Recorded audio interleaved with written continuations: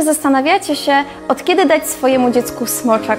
Otóż Amerykańska Akademia Pediatrii zaleca, aby dzieciom karmionym piersią dać smoczek dopiero po ustabilizowaniu się laktacji. Jest to średnio 4 do 6 pierwszych tygodni życia waszego dziecka.